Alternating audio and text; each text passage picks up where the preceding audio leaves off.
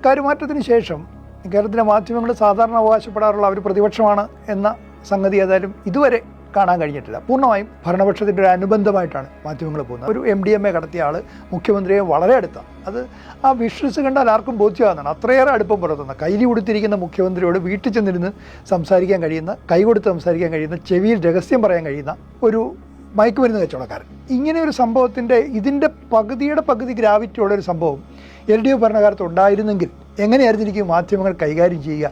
എത്ര അന്തിച്ചർച്ചകളും എത്ര നിലവിളികളും നമ്മൾ ടെലിവിഷൻ ചാനലുകളിൽ നിന്നും പത്രങ്ങളിൽ നിന്ന് കേൾക്കാൻ കഴിയാൻ.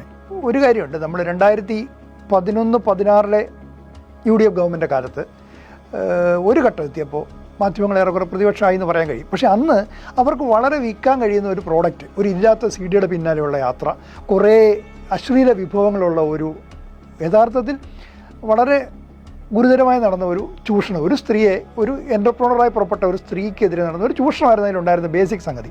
അത് വിട്ടിട്ട് അതിൻ്റെ ലൈംഗിക കഥകളും ഉപകഥകളും എല്ലാം വിൽക്കാൻ എളുപ്പമാണെന്ന് വന്നപ്പോൾ അന്ന് മാധ്യമങ്ങളെല്ലാം പ്രതിപക്ഷമായെന്നുള്ളൊരു സത്യമാണ്. അന്ന് പോലും ഭരണകക്ഷിയിലെ മറ്റൊരു വിഭാഗത്തിൻ്റെ ഏജൻറ്റുമാരായി ഇവർ പ്രവർത്തിക്കുക ചെയ്തത്.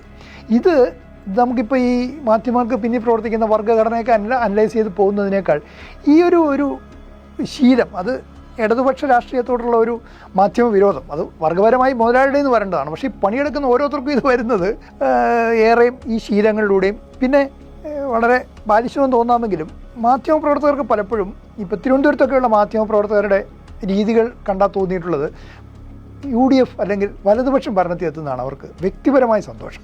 അതെന്താണെന്ന് വെച്ചാൽ ഭരണത്തിൻ്റെ അകത്തളങ്ങളിലൊക്കെ കിട്ടുന്ന സ്വാധീനങ്ങൾ ചെറിയ കാര്യമായി നമുക്ക് തോന്നാം. പക്ഷേ സ്വാധീനം, പിന്നെ അവരുടെയൊക്കെ പെരുമാറ്റത്തിലൂടെ ഇവർക്ക് കിട്ടുന്ന, ആരെയും പേര് വിളിച്ച് തോളത്ത് കൈയിട്ട്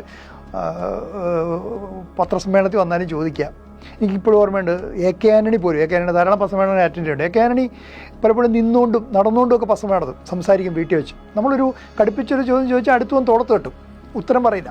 ഇത്തരം സംഗതികൾ എൻജോയ് ചെയ്യുന്ന ഒത്തിരി പത്രലേഖകരുണ്ട്. ഈ രീതികൾ ഇടതുപക്ഷത്തിൽ പല നേതാക്കൾക്ക് ശീലമില്ല. അത് വേണോ വേണ്ടോ എന്നുള്ള ചർച്ചയ്ക്ക് ഞാൻ പോകുന്നില്ല.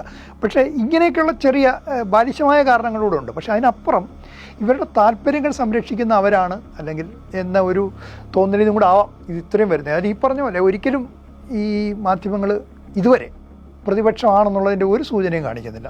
എല്ലാ അപകടഘട്ടത്തിലും ഗവൺമെൻറ് എങ്ങനെ പൊതിഞ്ഞു പിടിക്കാം, ഗവൺമെൻറ് എങ്ങനെ കടത്തിവിടാം എന്നുള്ളൊരു ശ്രമമാണ് മാധ്യമം നടത്തുന്നുള്ളതിൽ ഏതാണ്ട് ഏറെക്കുറെ എല്ലാ മാധ്യമങ്ങളും